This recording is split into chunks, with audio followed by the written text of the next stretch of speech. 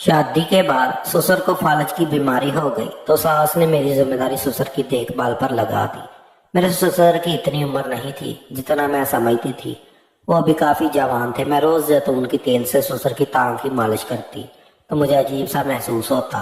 एक रात मैं मालिश करने में मसरूफ थी कि मेरी आंखें नींद से बंद होने लगी तो अचानक मेरा हाथ ससुर के खास जगह पर लगा तो मैं चौंक गई, क्या इस उम्र में भी इतना सख्त।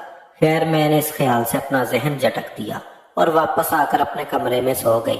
लेकिन मुझे नींद कहाँ आ रही थी। पूरी रात मैं इसी सोच में थी कि अगर एक बार अपने ससुर से नहीं ऐसा नहीं हो सकता। लेकिन फिर मैंने फैसला किया कि एक बार देखूं तो सही, इसमें हर्ज ही क्या है, कौन सा किसी को पता लगेगा। इस रात मैं पूरी तैयारी में थी। मैंने तंग कपड़े पहन रखे थे। जब सब सो गए तो मैं तेल हाथ में लिए ससुर के कमरे में दाखिल हुई। उनके सामने बैठकर जब मैंने टांग की मालिश करनी शुरू की, मेरा हाथ ससुर के। मैं एक बड़े घर की बहू थी। मेरे वालिदैन बचपन में ही इंतकाल कर गए थे और मैं अपने दौर के रिश्तेदार की घर यतीमी की जिंदगी गुजार रही थी। मेरे रिश्तेदार के यहाँ एक दिन गई। यूं उस नेक दिल इंसान ने मेरा रिश्ता अपने बेटे के लिए मांग कर मुझे एक आला श्रृंगार में शादी कर दिया। मैं इस घर में हूँ और इनकी नजर मुझ पर पड़ी। बहू बन चुकी थी। जिंदगी में हर तरफ सुकून ही सुकून आ गया था। लेकिन अचानक ही एक दिन बड़े हादसे में मेरा शौहर इंतकाल कर गया और मैं जवानी में ही बेवा हो गई। मेरे शौहर के सिर्फ 2 ही भाई थे और मेरा छोटा देवर ही रह गया। मेरे साथ इसकी शादी करना चाहती थी क्योंकि मेरे ससुर ने कहा वो अपने यतीम बेटी की शादी किसी और से नहीं होने देंगे, बल्कि वो अपने दूसरे बेटे से ही उसकी शादी कर देंगे। मेरी सास इस शादी पर राजी नहीं थी, जबकि देवर और ससुर की इसी में मर्जी थी।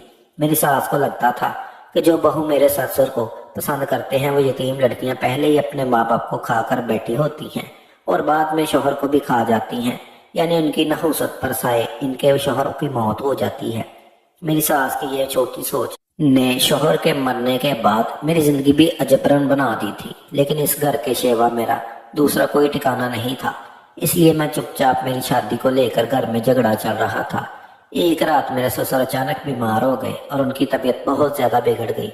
जैसे देखते हुए मेरा देवर फौरन अस्पताल ले गया, जहाँ डॉक्टर ने बताया कि उन्हें फालज हो चुका है और अब वो शायद ही ठीक हो। मेरा देवर ससुर को वापस घर ले आया और अम्मा पर खूब बरसा कि इस मर्तबा तू ही अपना शौहर खा रही है। मेरी सास भी शायद सदमे की हालत में थी, इसलिए चुपचाप अपने कमरे में बंद हो गई और बहुत ही कम किसी से बात करती। ससुर की हालत को देखते हुए मेरे देवर ने मुझसे कहा, एक काम वाली रख लेते हैं जो अब्बा का काम कर देगी। मैंने भी इस बात पर हामी भर ली क्योंकि जवान बहू अब ससुर के कमरे में खास वक्त तो नहीं रख सकती थी, इसलिए बड़ी उम्र की एक मुलाजमा को रखना ही बेहतर था, क्योंकि अब तो मेरी सास भी अपने कमरे में बंद रहती। कुछ दिन में मुलाजमा का बंदोबस्त तो हो गया। मुलाजमा रोज काम पर आती और कमरे में ही वक्त गुजारती। जब मेरा देवर घर आ जाता तो मैं भी अपने ससुर के पास उसकी मौजूदगी में चली जाती और ससुर के कमरे की जानब देखती। मेरे लिए ये बात बहुत हैरानकुन थी, लेकिन खामोश तमाशाई बनी हुई सब कुछ देखती रहती और आकर क्या कह सकती थी। एक दिन अपने से इस दौर के रिश्तेदारों के घर गई जिन्होंने मुझे बचपन में पाला पोसा था। मुझे घर से कॉल आई। फोन पर मुलाजमा की आवाज थी जो काफी डरी सहमी हुई थी, पर उसने मुझे फौरन घर आने का कहा।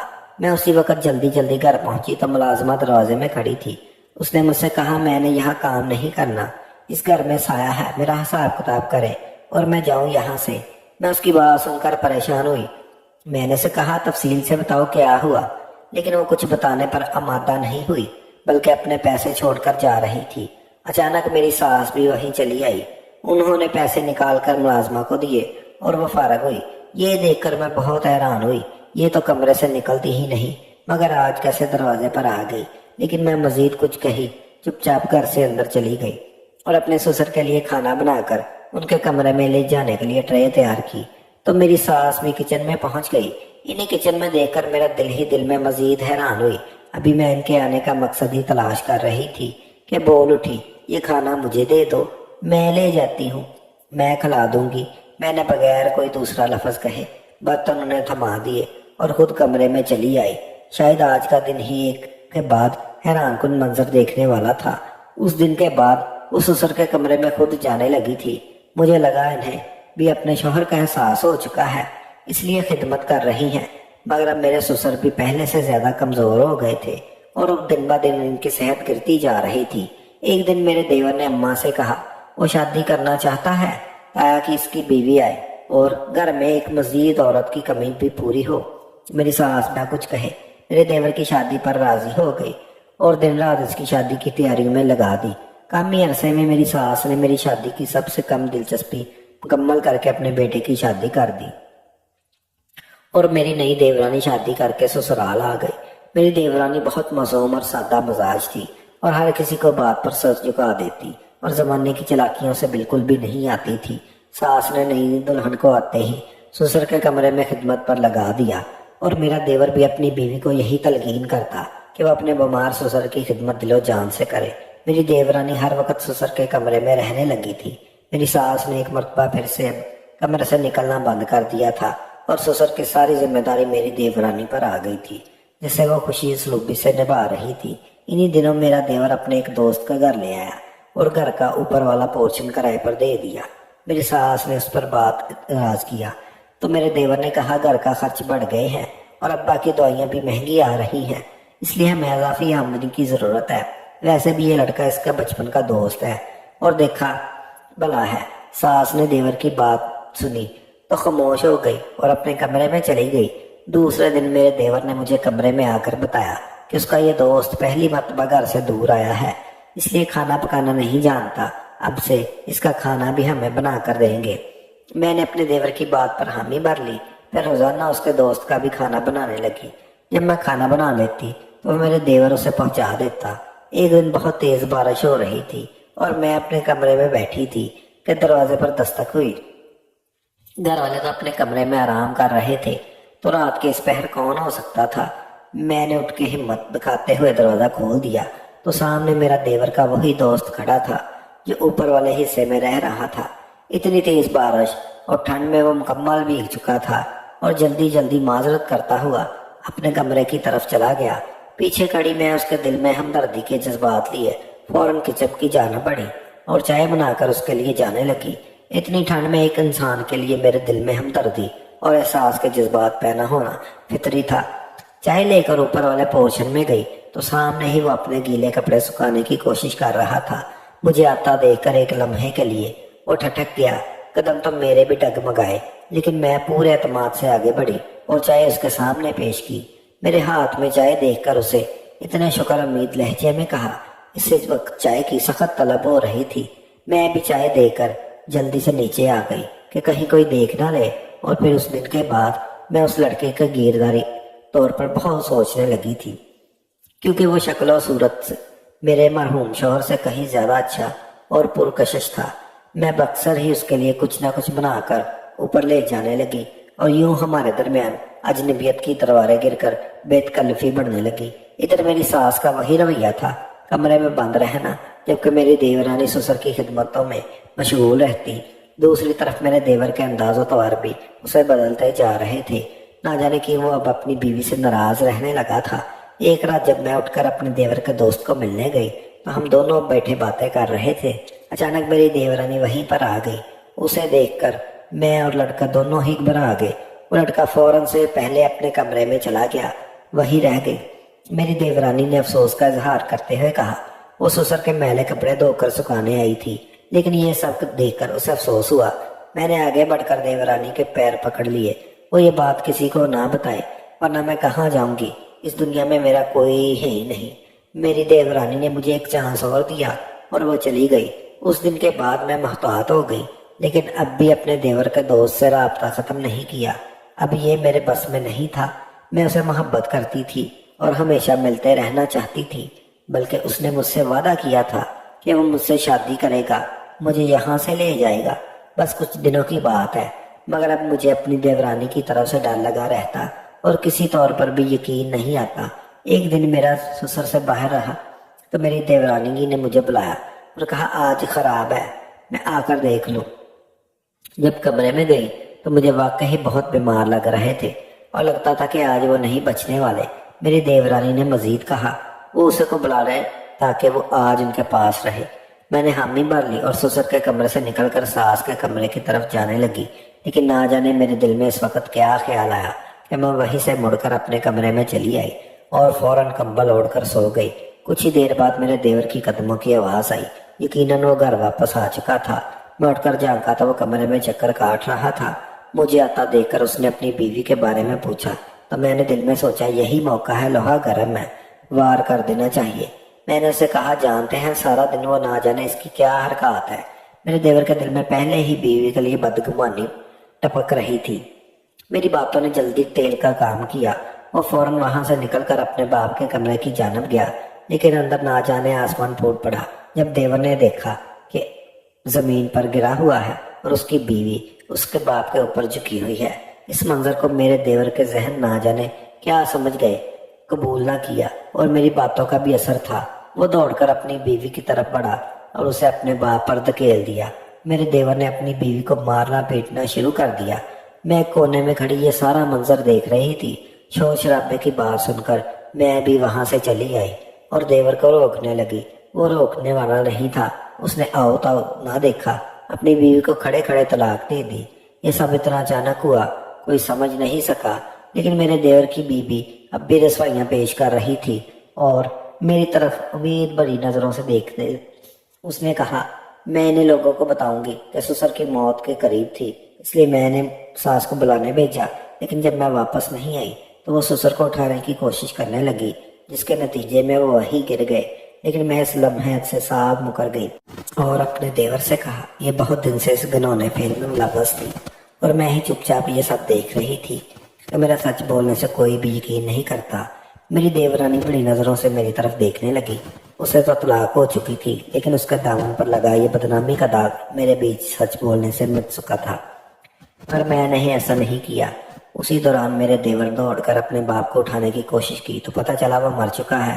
شاید میرے سسر نے اپنے بیٹے کی حرکات کا صدمہ دل پر لگا لیا تھا۔ میری دیورانی اسی وقت گھر چھوڑ کر ہمیشہ کے لیے چلی گئی اور ساجد صاحب اپنے سسر کی تدفین میں مصروف ہو گئے۔ میری ساس عدت میں بیٹھ چکی تھی، لیکن میں نے محسوس کیا کہ وہ بہت پرسکون تھی۔ میری ساس کی عدت مکمل ہونے کے کچھ دن بعد ایک دوست اس سے ملنے آئی۔ میں اپنی ساس کمرے کے باہر کی جانب کھڑی ہو گئی، جہاں سے اندر کی آواز سنائی دے رہی تھی۔ میں نے کھڑکی کا پردہ ذرا سا سرکا لیا، جہاں سے اندر کا منظر صاف نظر آ رہا تھا۔ میری ساس کچھ دلی سے باتیں کر رہی تھی۔ لگتا ہی نہیں تھا کہ کچھ مہینے پہلے اس عورت کا شوہر مر چکا ہے۔ کچھ دیر بعد میری ساس اٹھ کر اپنی الماری کی جانب گئی اور ایک چڑیا سے اپنے دوست کے تھما دی۔ میری ساس کے چہرے پر ایک پراسرار مسکراہٹ تھی۔ اگلے ہی لمحے میرے قدموں تلے سے زمین نکل گئی جب میری ساس نے اپنی دوست سے کہا وہ کام مکمل کر چکی ہے اور ایک تیر سے دو شکار ہو گئے ہیں۔ ایک طرح شوہر کی یہ دوائی ملا کر دینے سے بستر پر لگا دیا اور دن بہ دن انہیں کمزور کر کے ختم کر دیا، جبکہ دوسری جانب بہو کو بھی ٹھکانے لگا دیا۔ مجھے اپنے کانوں پر یقین نہیں آ رہا تھا کہ میری ساس اس حد تک بھی جا سکتی ہے۔ دوسری عورت جو کہ میری ساس کی دوست، اب وہ میرے بارے میں پوچھ رہی تھی، جس پر وہ عورت بتا رہی تھی کہ میں اسی گھر میں رہوں گی کیونکہ ایک ملازمہ کی بھی ضرورت ہے۔ اسی لمحے مجھے اپنی سنگین غلطی کا احساس ہو چکا تھا۔ مجھے اس دن اپنی دیورانی کے ساتھ یہ ظلم نہیں ہونے دینا چاہیے تھا اور بعد میں سچ بول کر اسے بچا لینا چاہیے تھا۔ میری ساس پر یقین نہیں آ رہا تھا، میری ساس اس حد تک بھی جا سکتی تھی۔ میں اس گھر سے اس لڑکے کے ساتھ بھاگ گئی تھی جس لڑکے کے ساتھ میں بھاگی تھی۔ اس کا اپنا بھی کوئی مضبوط ٹھکانہ نہیں تھا، اس لیے وہ رات مجھے اپنے دوستوں کے پاس لے گیا اور کہا آج رات یہی گزاریں گے، لیکن مجھے کچھ ٹھیک نہیں لگ رہا تھا۔ مجھے رات 4 بجے میری آنکھ کھلی تو مجھے خبر ہی نہیں ہوئی، اور جب صبح جاگی تو میرے زیورات والا بیگ غائب تھا اور وہ رات نہ جانے وہ کون سا چور لے کر گیا۔ میں نے جس لڑکے کے ساتھ بھاگی تھی اسے جگا کر ساری صورتحال بتائی تو وہ بھی حیران ہوا کون اٹھا کر لے گیا۔ لیکن ایک دن میرے ذہن میں خیال آیا میرے ہاتھ میں بیگ دیکھ کر اس کے دوستوں کو پتہ چل گیا ہوگا کہ بیگ میں ضرور کچھ سونا ہے، کیونکہ ہمیشہ گھر سے بھاگنے والی لڑکیوں کے پاس یہ سب ضرور ہوتا ہے۔ میں نے اس لڑکے سے کہا یہ سب تمہارے دوستوں کا کیا ہوا ہے، اگر وہ زیور نہیں ملا تو مشکل ہو جائے گی، ہمارے پاس پیسے کم ہیں، ہم گزارا نہیں کر سکتے۔ وہ لڑکا میری باتوں میں آ کر اپنے دوستوں سے لڑنے لگا، اس کے نتیجے میں انہوں نے ہمیں وہاں سے نکل جانے کا کہا۔ ہم دونوں وہاں سے نکل کر کسی نئے ٹھکانے کی تلاش میں مارے مارے پھرتے رہے۔ شام تک اس لڑکے نے مجھے کہا ایک عورت کے پاس کبھی نہیں رہا، اس لیے تم کہو تو وہاں لے چلوں، ہمارے پاس کچھ دن گزارنے کے لیے ٹھکانہ ہوگا۔ مجھے پتہ تو چل گیا تھا کہ میں بھاگ کر کتنی بڑی غلطی کر چکی ہوں، لیکن اس کے سوا کوئی دوسرا راستہ نہ بچا تھا، اس لیے میں فوراً مان گئی۔ مگر اگلے ہی لمحے اس لڑکے نے مجھے جو بات بتائی اسے سن کر میری روح کانپ گئی۔ اس نے کہا وہ کوئی ٹھیک عورت نہیں ہے۔ میں سمجھ گئی تھی، مگر فی الحال بھروسہ کرنے کے سفر پر میرے پاس اور کوئی راستہ نہیں تھا۔ ایسی جگہ پر نہ جانے کون مرد اچھے ہوتے ہیں، مجھے شروع سے احساس ہو رہا تھا۔ میں نے مجبوراً اندازہ کرتے ہوئے کہا، کچھ بھی ہو، بعد سے رات گزارنے کے لیے کہیں لے جاؤ، مجھے تم پر یقین ہے۔ اس طرح ہم دونوں اس عورت کے گھر پہنچ گئے۔ کیا تھا ایک رنگین خانہ جہاں پر ہر طرف رنگ برنگے لباس میں ملبوس عورتیں گھوم رہی تھی، مگر میں چپ چاپ وہاں سب سے دیکھتی رہی۔ رات سونے کے لیے اس عورت مجھے ایک الگ کمرہ دیا۔ جب لڑکے کو اس کے اندر بھیج دیا مجھے بہت فکر ہوئی اور کہیں کہیں شک بھی کہ میرے ساتھ کوئی دھوکہ ہونے والا ہے۔ مجھے بھی یہی رہنا ہے جس کے لیے میں تیار نہیں تھی۔ میں نے اس عورت کی منتیں کی وہ مجھے یہاں سے جانے دے، لیکن وہ نہیں ماننے والی تھی۔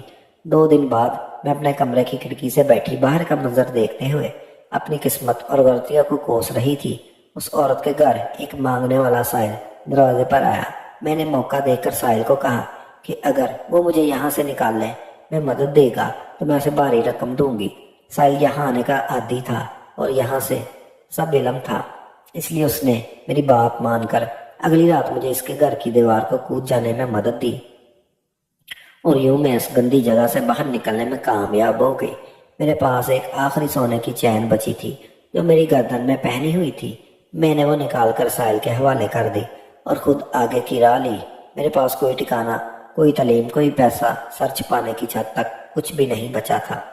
اس لیے مجھے اس سائل کے کچھ دن پناہ مل گئی اور اس کے کہنے پر آ کر میں نے بھیک مانگنا شروع کر دی، کیونکہ اس کے علاوہ مجھے کوئی مزید کام نہیں ملنا تھا اور باہر دنیا بہت خراب تھی۔ مجھے کبھی کبھی شروع سے احساس ہوتا کہ یہ سب میرے اس گناہ کی سزا ہے جو میں نے اپنی دیورانی اور مرحوم سسر کے خلاف جھوٹ بول کر کی، مگر میں پھر بھی خوش قسمت تھی کہ مجھے اپنی سچائی میں کچھ کہنے کا موقع اور معافی مانگنے کا موقع دنیا میں ہی میسر آ گیا تھا۔ ناظرین، آپ سب لوگوں کو یہ کہانی کیسی لگی کمنٹ کر کے ضرور بتائیے گا، اور ایسی ہی کہانی سننے کے لیے ہمارے چینل کو سبسکرائب کر لیں تاکہ نئی آنے والی ویڈیو آپ کو جلد سے جلد مل سکے۔